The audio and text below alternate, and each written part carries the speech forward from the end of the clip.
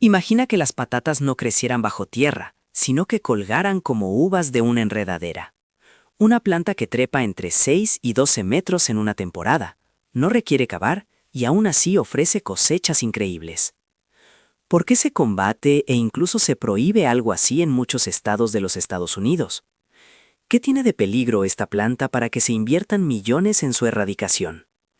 ¿Y por qué la mayoría de la gente ni siquiera conoce su nombre? Ahora vamos con el top 1. Aquí es donde empieza todo. La planta que lleva patatas en el aire. Parece un truco, pero es exactamente la imagen que abre esta historia. Una enredadera que lleva patatas como si fueran uvas. La planta puede crecer unos 20 pies en una temporada, no necesita que se cave la tierra, y no cosechas del suelo, sino directamente de la vid. Ya hace unos 8.000 años fue descubierta en el sudeste asiático, y más tarde se extendió por varios continentes, hasta África y las islas del Pacífico, porque se consideraba vital para la supervivencia. Hoy tiene muchos nombres. En Florida se llama air potato, en otros lugares aerial yam. Científicamente se conoce como Dioscorea bulbífera. El punto crucial son las cifras.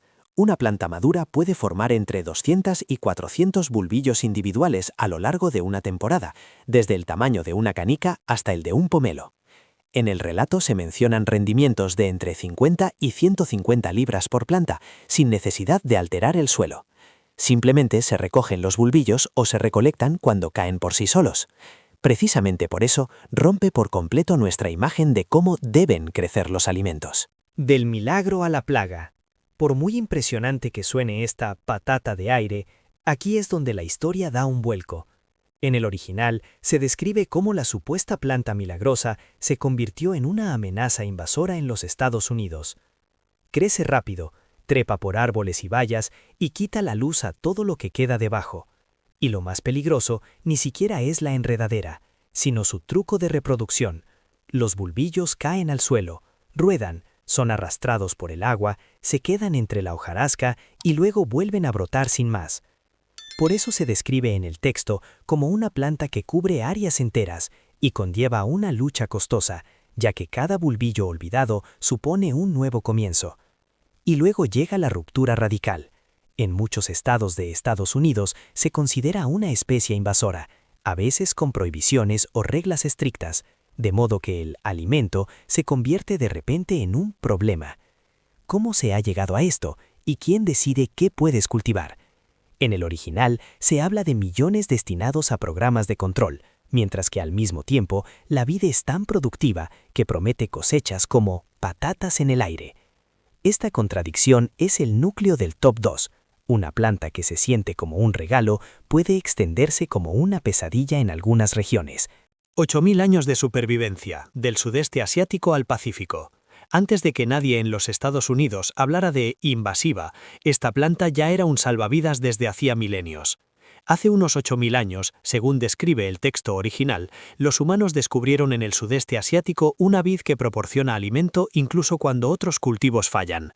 Sobrevive a la sequía, se adapta a suelos pobres y puede dar cosechas abundantes ya en el primer año, incluso sin gran experiencia en el cultivo. Desde el Asia tropical se extendió por varios continentes.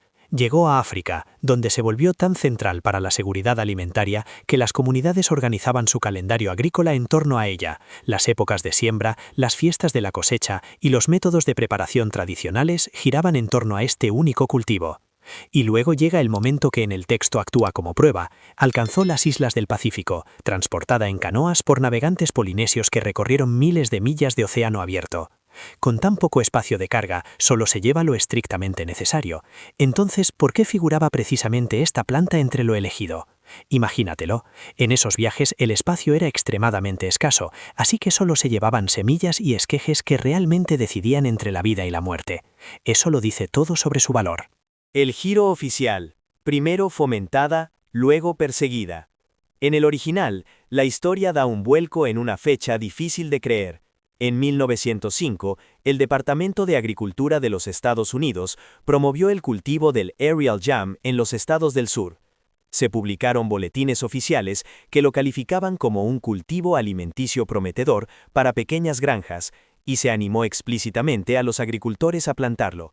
Sin embargo, más tarde esa misma recomendación se convierte en una amarga ironía, pues a más tardar en la década de 1970, el relato había dado un giro completo. Florida clasificó la planta como especie invasora de categoría 1, y Texas, Luisiana, Alabama y Mississippi la siguieron.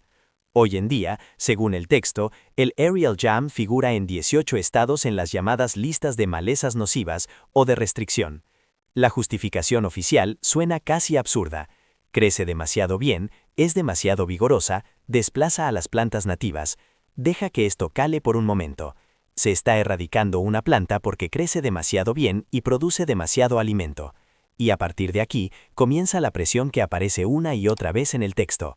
Combate, herbicidas, control y exterminio sistemático. ¿Por qué el sistema no la quiere? El modelo de negocio en peligro. Y ahora el texto dice a voz envuelta de lo que es realmente. Aerial Jam amenaza el modelo de negocio de la agricultura industrial. No puedes patentarlo. No puedes hacer un híbrido genéticamente mejorado que los agricultores tengan que comprar cada año. Se reproduce por sí mismo, libre y constantemente. Cada bulbillo que cae al suelo puede convertirse en la siguiente planta. Y casi no pide nada, ni fertilizantes, ni pesticidas, y en muchos climas ni siquiera riego o maquinaria especial. El texto lo describe de forma drástica. Una familia podría obtener en 1/4 de acre un suministro anual de alimento básico rico en almidón, con costes de inversión casi nulos. Sin compra de semillas, sin compra de químicos, sin recompras. Solo alimento, año tras año. Y por eso, la siguiente frase cae como un golpe. Si no hay beneficio, ¿por qué fomentarlo?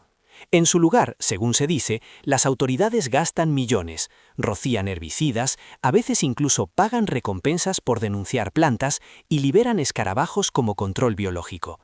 Si solo se tratara de una maleza, ¿por qué entonces esta guerra? La sección de ciencia, valores nutricionales y por qué es tan fácil de cosechar. En el original, el tono se vuelve más objetivo, casi como un pequeño informe de laboratorio, y precisamente eso lo hace tan convincente. El Aerial Jam se describe como un alimento básico rico en almidón, que además aporta minerales como potasio, hierro y magnesio, junto con vitaminas C y B6. Y luego viene el punto práctico. No tienes que cavar. Mientras que las patatas o los ñames normales están escondidos en el suelo y a menudo se dañan al cosecharlos, los bulbillos cuelgan visibles en la vid. Ves lo que está maduro y cosechas de forma selectiva. Esto ahorra trabajo y evita pérdidas de cosecha. Al mismo tiempo, el texto muestra por qué se considera un cultivo alimenticio vertical. Aprovecha la altura en lugar de la superficie, trepa por espalderas, árboles o vallas, y convierte poco terreno en una gran sola de cosecha.